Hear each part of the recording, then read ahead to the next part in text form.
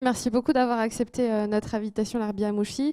Toi, tu es cofondateur de Localoc, qui est une boîte, une start-up dans la tech qui vise à lutter contre le logement précaire et la difficulté d'accès au logement à travers un angle très particulier qui est de faciliter la mobilité dans le parc de logement social. C'est-à-dire, voilà, quand quelqu'un arrive dans un HLM et qu'il est tout seul et qu'il se marie, qu'il a un, deux, trois enfants, que ça lui prenne pas 15 ans pour avoir un appartement où il peut vivre décemment. Et de la même manière, quand une famille devient de plus en plus restreinte en nombre, qu'elle puisse aussi laisser sa place. Et ça marche comment? C'est des algos, c'est de la blockchain, c'est de l'intelligence artificielle, c'est quoi? Est-ce que tu peux nous raconter Bonsoir tout le monde. Donc, Localoc, c'est donc une start-up. On a développé une solution logicielle qui va permettre de faciliter l'accès au logement et surtout tout le process d'attribution de logement. Nous, on est parti du constat que dans le parc social, il y a plus de 2 millions de personnes qui attendent un logement. Sur ces 2 millions de personnes, un tiers, c'est des personnes qui sont déjà dans le parc et qui veulent changer de logement à l'intérieur du patrimoine du bailleur. Le constat qu'on a fait, c'est que les bailleurs sociaux aujourd'hui sont inondés par toutes ces demandes et ils ne savent pas forcément les prioriser en fonction des profils des candidats, des situations des familles. Il y a beaucoup d'exigences réglementaires à prendre en compte. Du coup, ce qui fait que les gestionnaires qui traitent les demandes de logement mettent beaucoup de temps pour pouvoir identifier le bon candidat à placer sur le bon logement. Donc nous, on va intervenir sur ce process-là d'analyse de la data, analyse des demandes de logement, analyse du patrimoine du bailleur et faire en sorte de mettre à disposition des acteurs de l'immobilier un moteur de calcul, un logiciel qui va permettre de s'appuyer sur la mobilité résidentielle, c'est-à-dire le fait de changer de logement, mais en même temps en libérer un. Donc ce logement qui est libéré, pour nous, c'est une nouvelle offre qu'on pourrait faire. Donc grâce à des algorithmes, on va faire nous ce qu'on appelle des mutations en cascade pour pouvoir faire beaucoup plus d'attributions et en même temps faciliter le travail des gestionnaires, travailler sur les caractéristiques de chaque demande, identifier par exemple les logements adaptés pour les personnes à mobilité réduite et faire en sorte que ce soit des personnes à mobilité réduite qui l'obtiennent, identifier les personnes, les motifs de chaque demande et faire en sorte de prioriser l'ensemble de ces demandes-là. Donc il y a pas mal d'éléments réglementaires qui rentrent en jeu et l'algorithme, notre solution, permet de simplifier ce traitement. Aujourd'hui, vous travaillez avec les plus grands bailleurs sociaux d'Île-de-France et de France.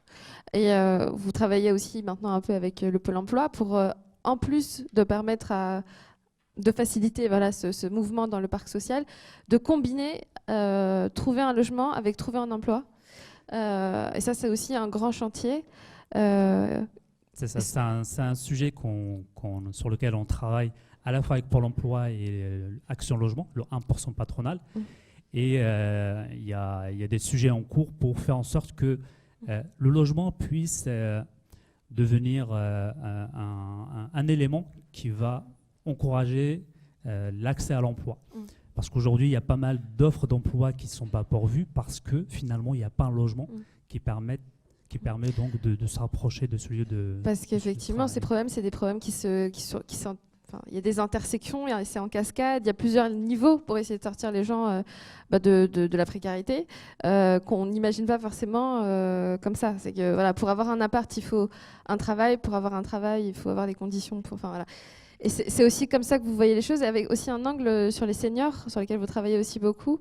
Plein de chantiers, en fait, plein de sujets qui arrivent au fur et à mesure des besoins. Et l'histoire de Localoc, elle est aussi intéressante. C'est comme un peu Riyad, elle fait quoi à une histoire personnelle, tout simplement. C'est un problème que toi, tu as rencontré dans ta vie par rapport au parc de logement. Est-ce que tu peux me raconter comment tu as décidé de t'intéresser à ces sujets-là et justement d'être entrepreneur de solutions?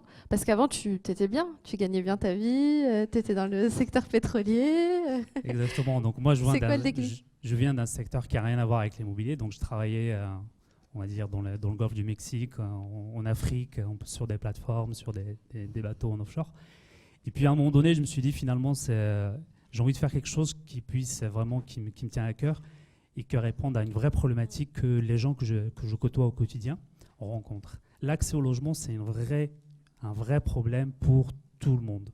Et surtout pour les personnes qui n'ont pas les moyens de passer par une agence immobilière, passer par des structures. Voilà.